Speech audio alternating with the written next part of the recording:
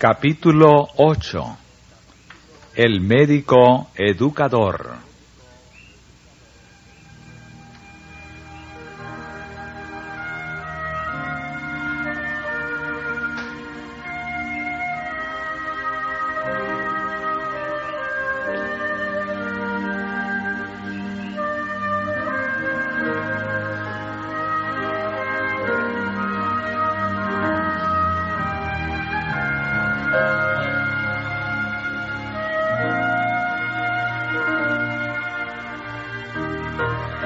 El verdadero médico es educador. Reconoce su responsabilidad no solo para con los enfermos que están bajo su cuidado personal, sino también para con la población en que vive. Es guardián de la salud física y moral. Su tarea no solo consiste en enseñar métodos acertados para el tratamiento de los enfermos, sino también en fomentar buenos hábitos de vida y esparcir el conocimiento de sanos principios.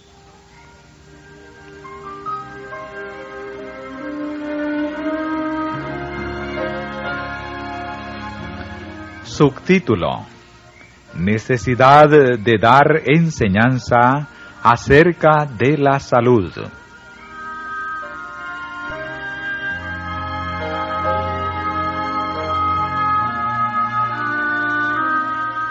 Nunca fue tan necesario como hoy dar educación en los principios que rigen la salud. A pesar de los maravillosos adelantos relacionados con las comodidades y el bienestar de la vida, y aún con la higiene y el tratamiento de las enfermedades, resulta alarmante el decaimiento del vigor y de la resistencia física. Esto requiere la atención de cuantos toman muy a pecho el bienestar del prójimo. Nuestra civilización artificial fomenta males que anulan los sanos principios. Las costumbres y modas están en pugna con la naturaleza. Las prácticas que imponen y los apetitos que alientan aminoran la fuerza física y mental y echan sobre la humanidad una carga insoportable. Por doquiera se ven intemperancia y crímenes, enfermedad y miseria. Muchos violan las leyes de la salud por ignorancia y necesitan instrucción. Pero la mayoría sabe cosas mejores que las que practica. Debe comprender cuán importante es que rija su vida por sus conocimientos. El médico tiene muchas oportunidades para hacer conocer los principios que rigen la salud y para enseñar cuán importante es que se los ponga en práctica. Mediante acertadas instrucciones puede hacer mucho para corregir males que causan perjuicios indecibles. Una práctica que prepara el terreno para un gran acopio de enfermedades y de males aún peores es el libre uso de drogas venenosas. Cuando se sienten atacados por alguna enfermedad, muchos no quieren darse el trabajo de buscar la causa. Su principal afán es librarse de dolor y molestias. Por tanto, recurren a específicos, cuyas propiedades apenas conocen, o acuden al médico para conseguir algún remedio que neutralice las consecuencias de su error, pero no piensan en modificar sus hábitos antihigiénicos. Si no consiguen alivio inmediato, prueban otra medicina y después otra, y así sigue el mal.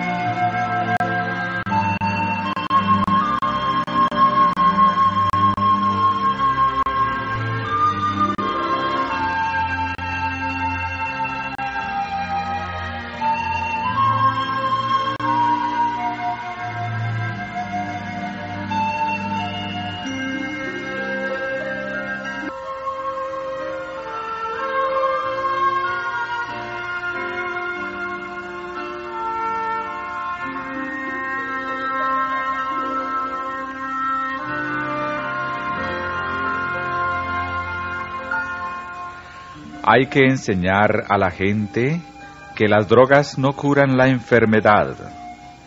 Es cierto que a veces proporcionan algún alivio inmediato momentáneo, y el paciente parece recobrarse por efecto de esas drogas, cuando se debe, en realidad, a que la naturaleza posee fuerza vital suficiente para expeler el veneno y corregir las condiciones causantes de la enfermedad.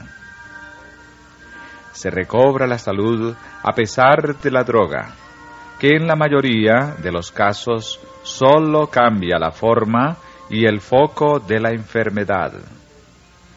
Muchas veces el efecto del veneno parece quedar neutralizado por algún tiempo, pero los resultados subsisten en el organismo y producen un gran daño ulterior.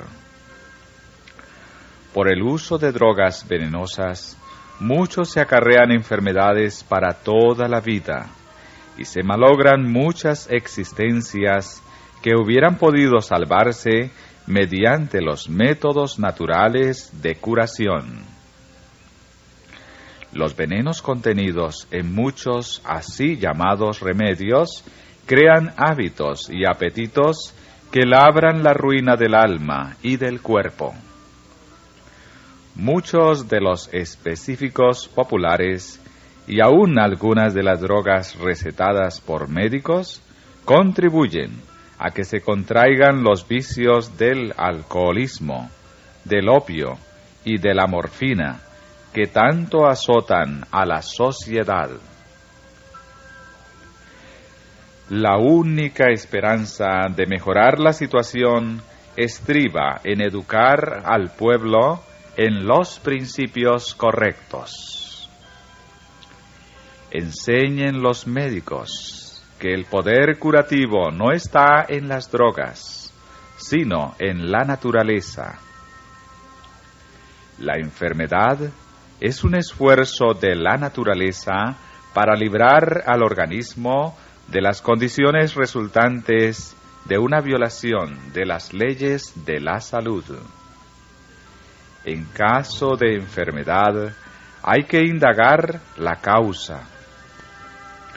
Deben modificarse las condiciones antihigiénicas y corregirse los hábitos erróneos.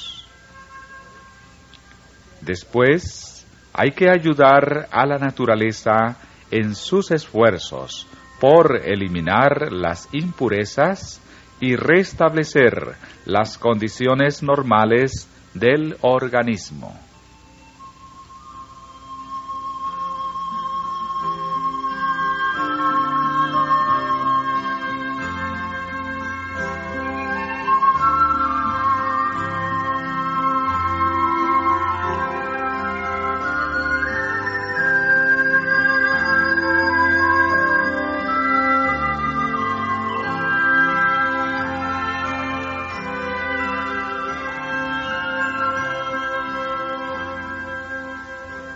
Subtítulo: Los remedios naturales.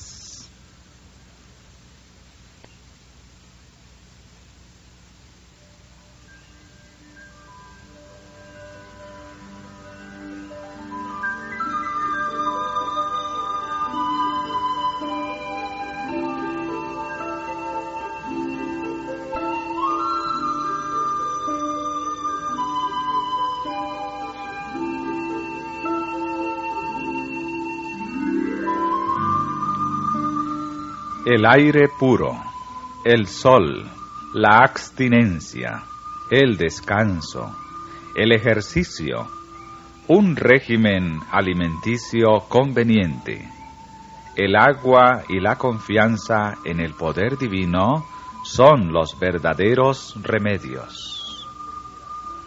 Todos debieran conocer los agentes que la naturaleza provee como remedios y saber aplicarlos. Es de suma importancia darse cuenta exacta de los principios implicados en el tratamiento de los enfermos y recibir una instrucción práctica que le habilite a uno para hacer uso correcto de estos conocimientos. El empleo de los remedios naturales requiere más cuidados y esfuerzos de lo que muchos quieren prestar. El proceso natural de curación y reconstitución es gradual y les parece lento a los impacientes. El renunciar a la satisfacción dañina de los apetitos impone sacrificios. Pero al fin se verá que, si no se le pone trabas, la naturaleza desempeña su obra con acierto, y los que perseveren en la obediencia a sus leyes encontrarán recompensa en la salud del cuerpo y del espíritu. Muy escasa atención se suele dar a la conservación de la salud. Es mucho mejor prevenir la enfermedad que saber tratarla una vez contraída.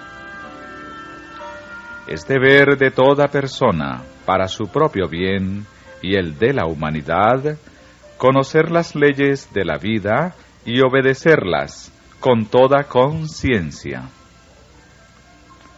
Todos necesitan conocer el organismo más maravilloso, el cuerpo humano. Deberían comprender las funciones de los diversos órganos y cómo éstos dependen unos de otros para que todos actúen con salud. Deberían estudiar la influencia de la mente en el cuerpo, la del cuerpo en la mente y las leyes que los rigen. No se nos recordará demasiado que la salud no depende del azar. Es resultado de la obediencia a la ley. Así lo reconocen quienes participan en deportes atléticos y pruebas de fuerza, pues se preparan con todo esmero y se someten a un adiestramiento cabal y a una disciplina severa. Todo hábito físico queda regularizado con el mayor cuidado. Bien saben que el descuido, el exceso o la indolencia, que debilitarán o paralizarán algún órgano o alguna función del cuerpo, provocarían la derrota.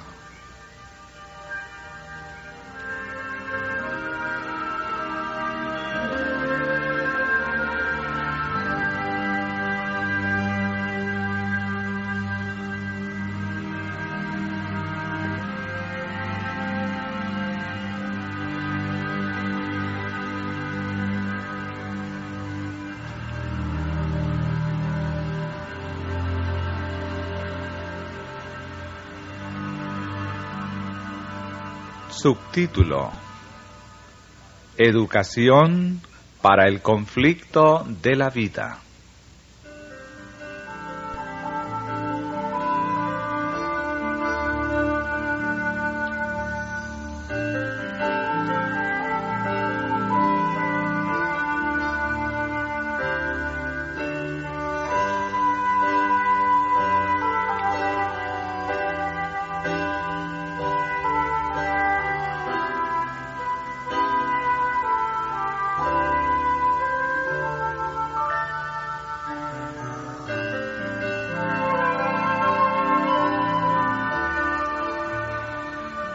Cuánto más importante es tal cuidado para asegurar el éxito en el conflicto de la vida. No nos hallamos empeñados en combates ficticios. Libramos un combate del que dependen resultados eternos. Tenemos que habérnoslas con enemigos invisibles.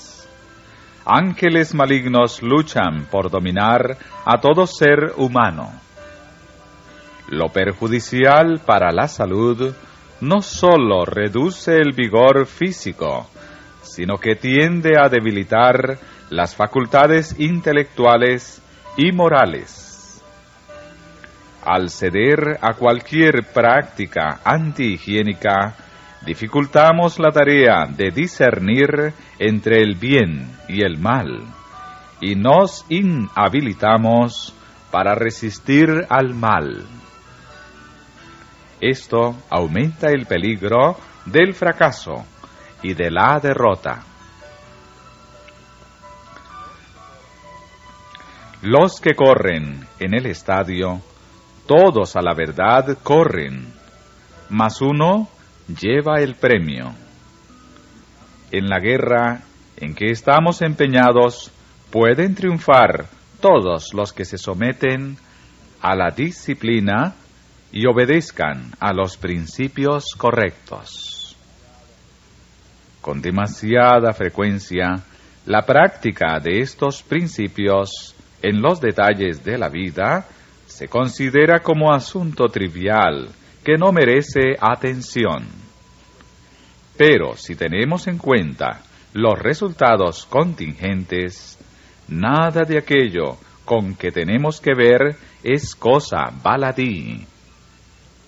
Cada acción echa su peso en la balanza que determina la victoria o la derrota en la vida.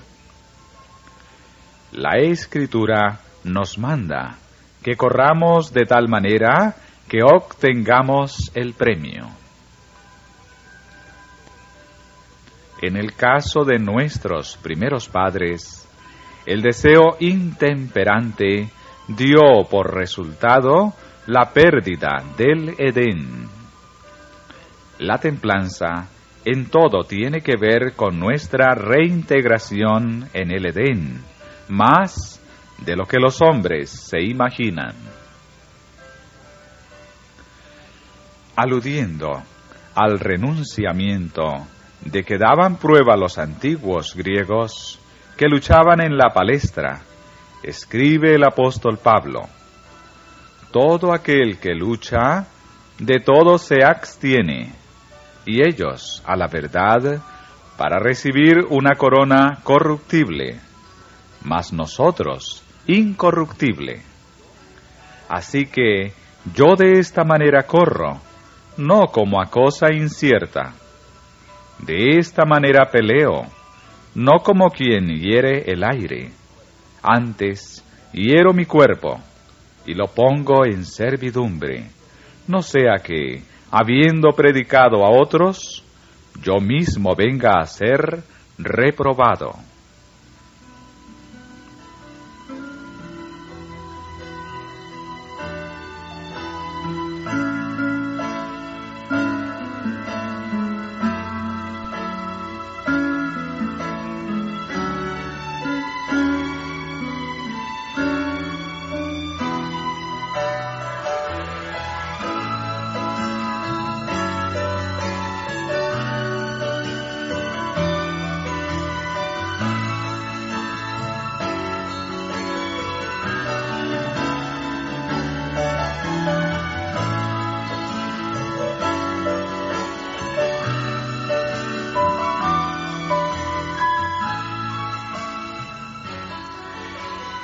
El progreso de la Reforma depende de un claro reconocimiento de la verdad fundamental, mientras que, por una parte, hay peligro en una filosofía estrecha y una ortodoxia dura y fría.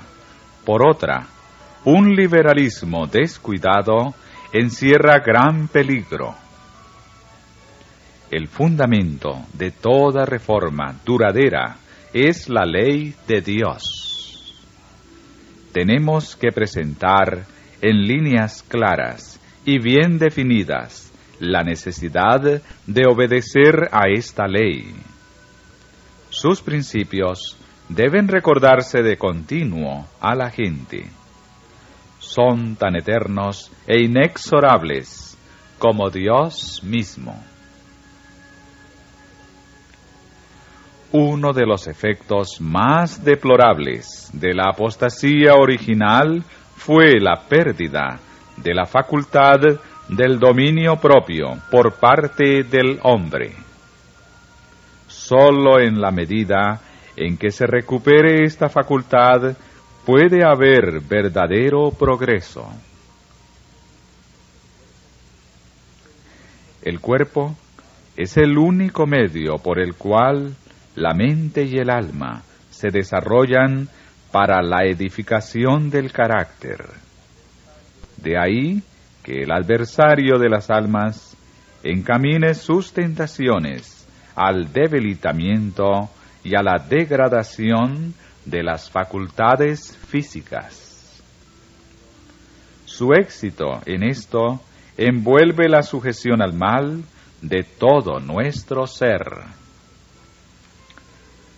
A menos que estén bajo el dominio de un poder superior, las propensiones de nuestra naturaleza física acarrearán ciertamente ruina y muerte. El cuerpo tiene que ser puesto en sujeción.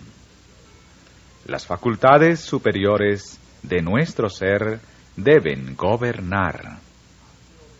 Las pasiones han de obedecer a la voluntad, que a su vez ha de obedecer a Dios.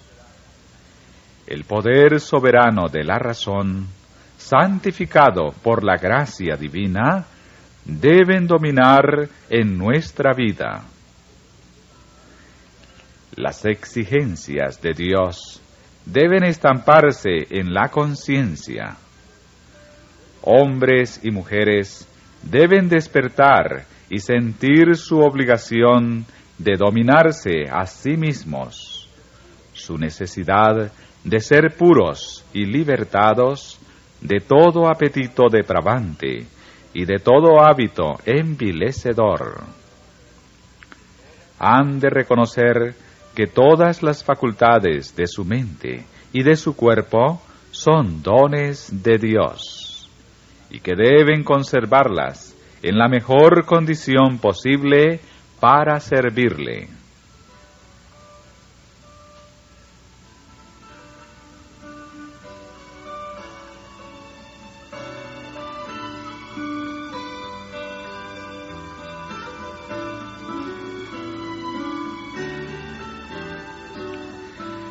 En el antiguo ritual, que era el Evangelio expresado en símbolos, ninguna ofrenda defectuosa podía llevarse al altar de Dios.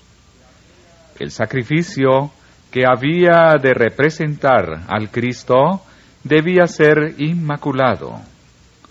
La palabra de Dios señala esto como ejemplo de lo que deben ser sus hijos: un sacrificio vivo, santo y sin mancha, agradable a Dios.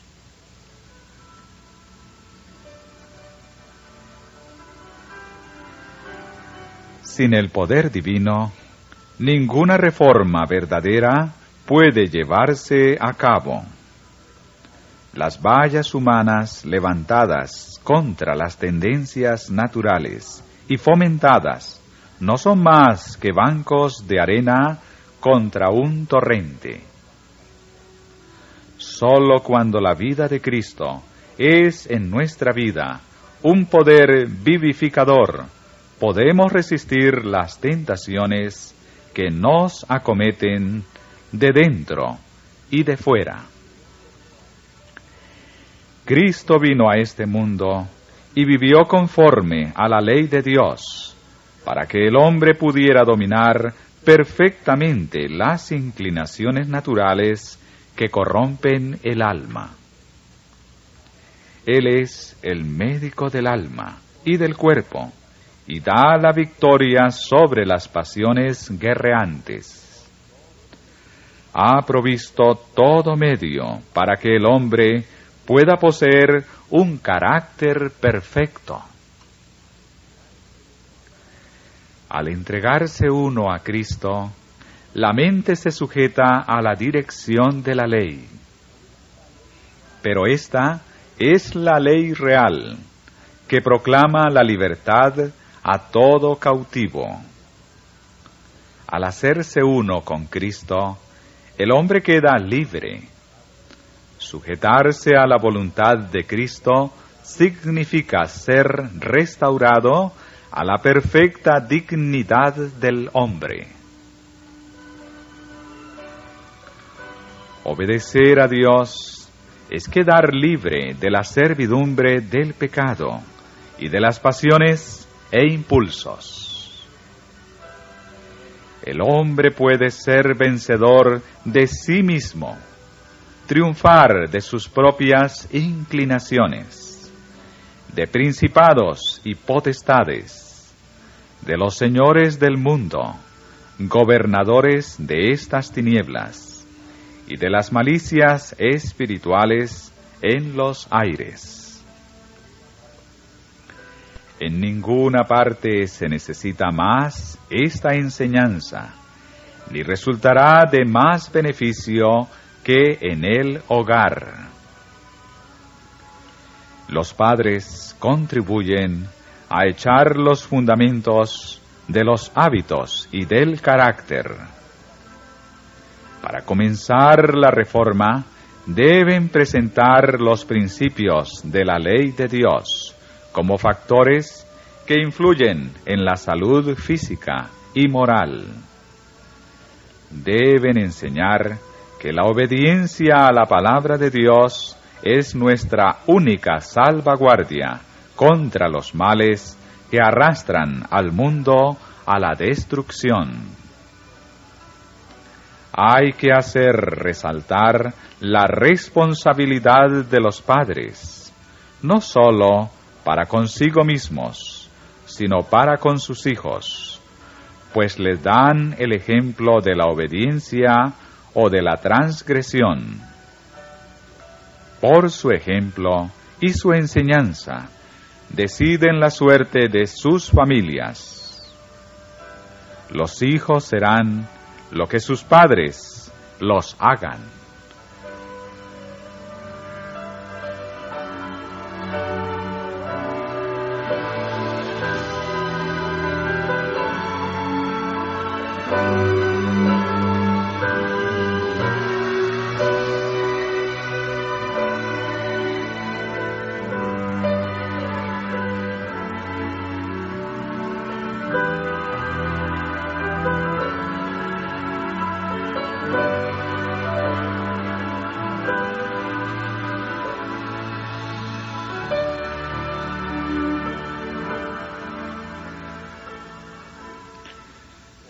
Subtítulo: Poder del ejemplo.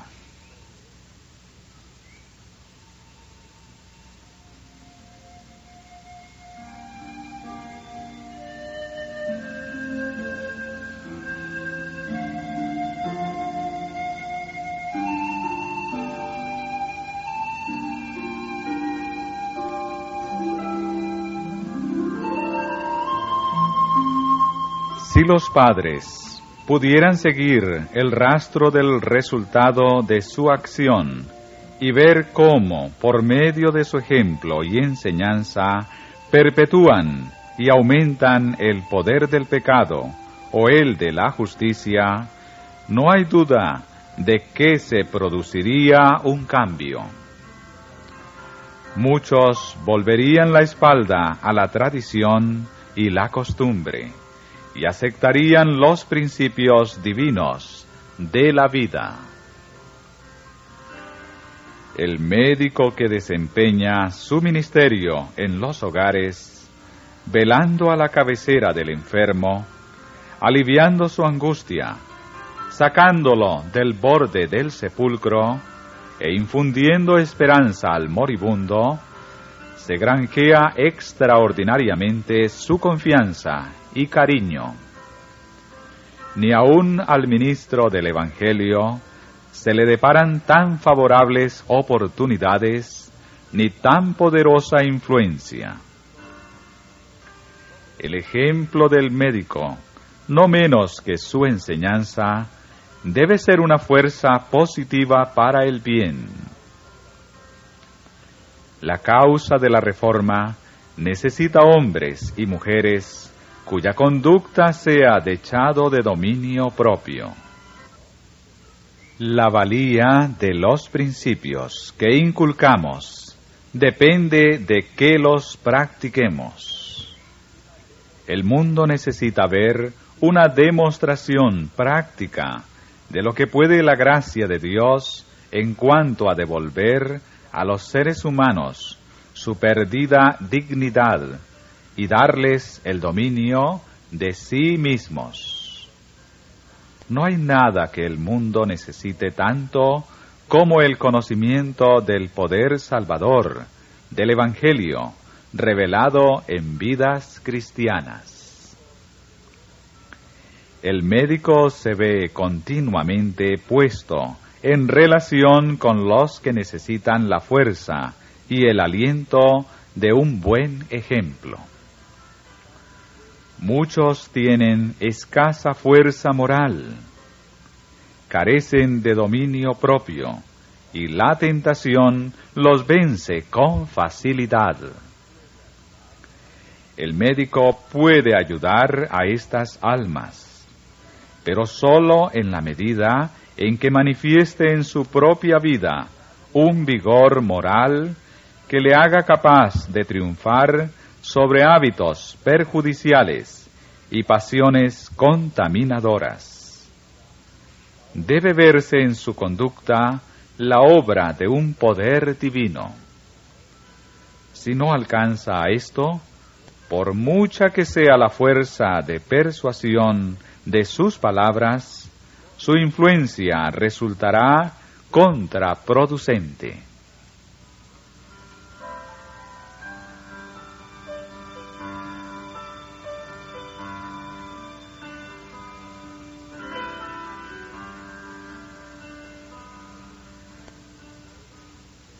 Subtítulo: El médico y la obra de templanza.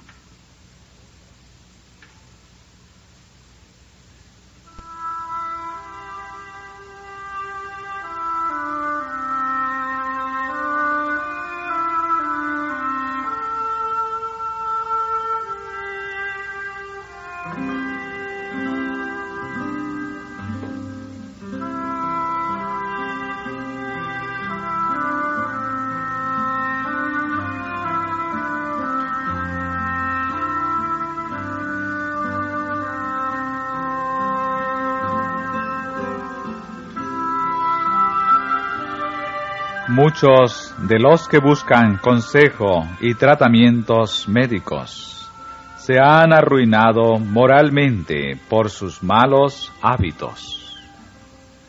Se encuentran quebrantados, débiles y heridos.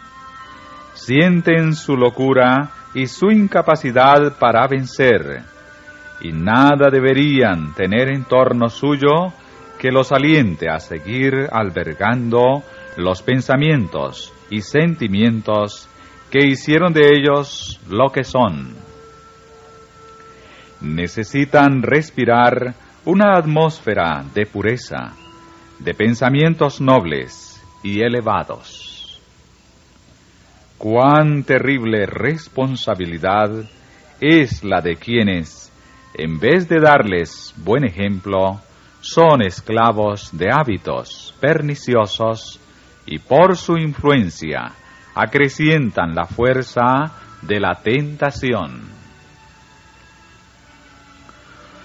Muchos de los que acuden al médico están arruinando su alma y su cuerpo por el consumo de tabaco o de bebidas embriagantes.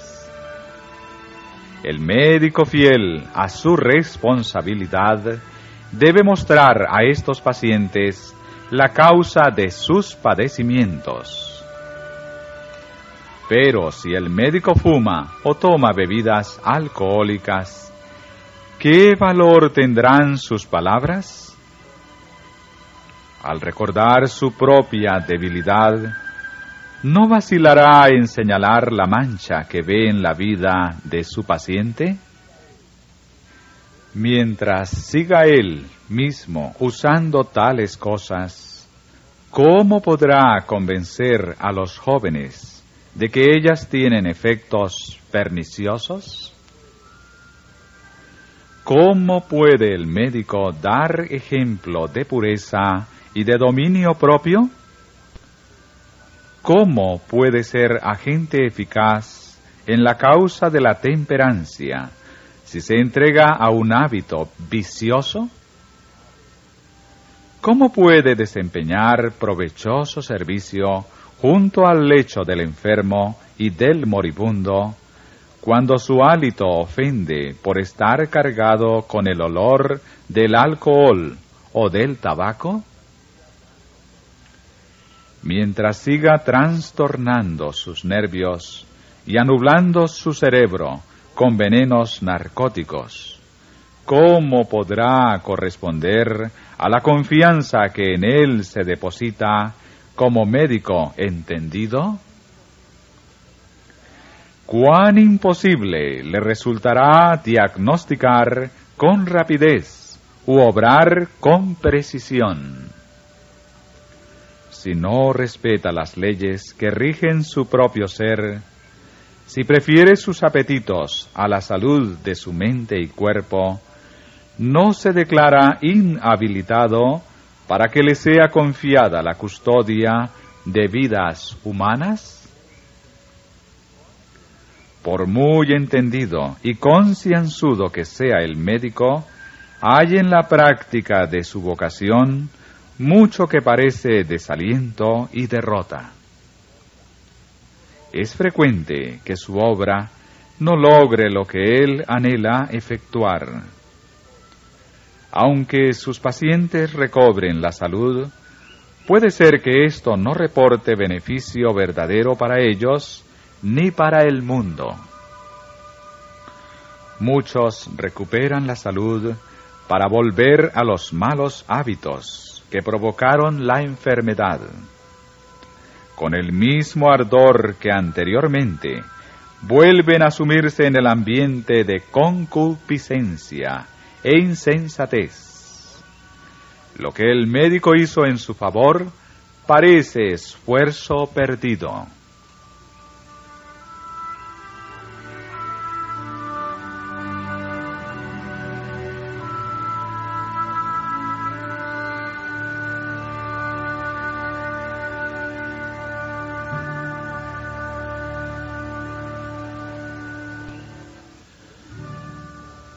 Otro tanto le pasó a Cristo, pero él no cesó en los esfuerzos que hacía, aunque fuese por una sola alma doliente. Entre los 10 leprosos limpiados, uno solo supo apreciar tan hermoso don, y el tal era samaritano.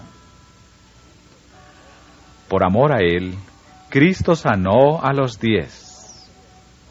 Si el médico no obtiene mejor éxito que el que obtuvo nuestro Salvador, aprenda la lección del médico principal. De Cristo está escrito: no se cansará ni desmayará. Del trabajo de su alma verá y será saciado. Aunque hubiera habido una sola alma dispuesta a aceptar el evangelio de su gracia para salvarla, Cristo hubiera escogido su vida de penas y humillaciones y su muerte ignominiosa. Si por medio de nuestros esfuerzos conseguimos que un solo ser humano se levante, ennoblezca y prepare para brillar en los atrios del Señor, ¿no tendremos motivos de gozo? Arduos y fatigosos son los deberes del médico. Para desempeñarlos con el mayor éxito, necesita una constitución vigorosa y salud robusta. Un hombre débil o enfermizo no puede soportar la penosa labor propia de la profesión médica. El que carece de perfecto dominio de sí mismo no es apto para habérselas con toda clase de enfermedades.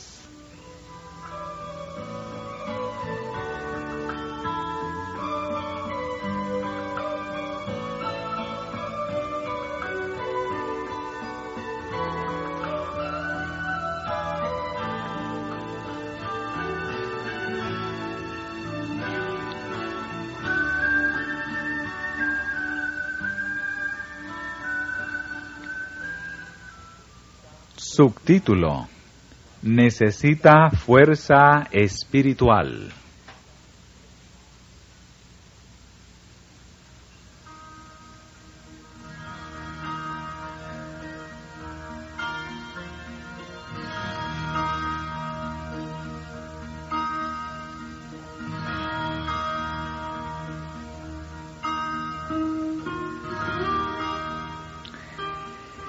Carente muchas veces de tiempo para dormir y aún para comer, privado en gran parte de los goces sociales y los privilegios religiosos, parecería que el médico debe vivir bajo una sombra continua.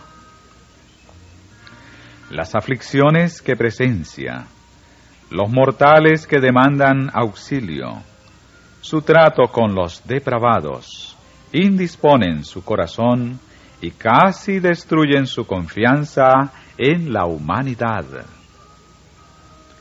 En la lucha contra la enfermedad y la muerte, empeña hasta lo sumo todas sus energías.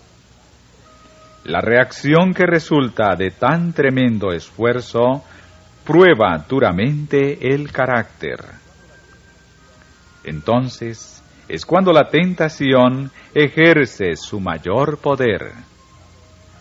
Más que los hombres dedicados a cualquier otra vocación, necesita el médico dominio de sí mismo, pureza de espíritu y aquella fe que se aferra del cielo. Por amor a los demás y a sí mismo, no puede pasar por alto las leyes físicas. La temeridad en los hábitos físicos favorece la temeridad en los asuntos morales. En toda circunstancia, el médico hallará su única seguridad en obrar de acuerdo con los buenos principios, fortalecido y ennoblecido por una firmeza de propósito que sólo se encuentra en Dios. Debe destacarse por la excelencia moral de su carácter. Día tras día, hora tras hora, a cada momento, ha de vivir como si estuviera en presencia del mundo invisible. Como hizo Moisés, tiene que perseverar viendo al invisible. La justicia tiene su raíz en la piedad. Nadie puede seguir llevando en medio de sus compañeros una vida pura, llena de fuerza, si no está escondida con Cristo en Dios. Cuanto mayor sea la actividad entre los hombres, tanto más íntima debe ser la comunión del corazón con el cielo. Cuanto más imperiosos sus deberes y mayores sus responsabilidades, tanto más necesita el médico del poder divino. Hay que ahorrar tiempo en las cosas pasajeras para dedicarlo a meditar en las eternas. Tiene que resistir al mundo usurpador que quisiera apremiarle hasta apartarle de la fuente de fuerza. Más que nadie debe el médico, por medio de la oración y del estudio de las Escrituras, ponerse bajo el escudo protector de Dios. Debe vivir en comunión constante y consciente con los principios de la verdad, la justicia y la misericordia que revelan los atributos de Dios en el alma.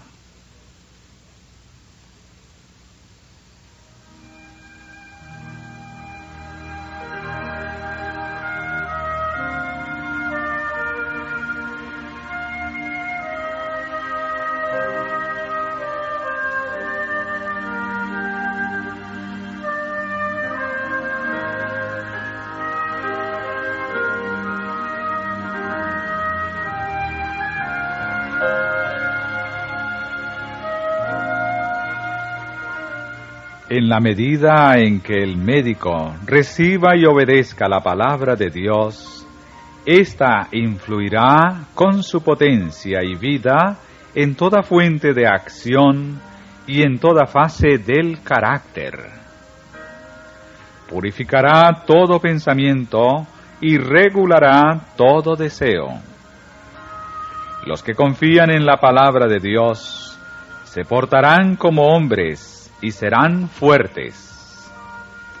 Se levantarán por encima de todas las cosas viles hasta llegar a una atmósfera libre de contaminación.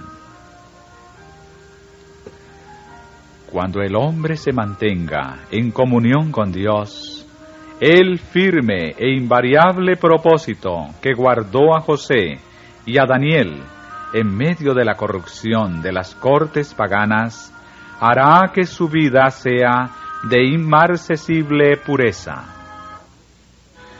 No habrá mancha en su carácter. La luz de Cristo no se oscurecerá jamás en su conducta. El brillante lucero matutino resplandecerá fijamente sobre su cabeza en inmutable gloria. Semejante vida será elemento de fuerza en la comunidad. Será una valla contra el mal, una salvaguardia para los tentados, una luz guiadora para los que, en medio de las dificultades y los desalientos, busquen el camino recto.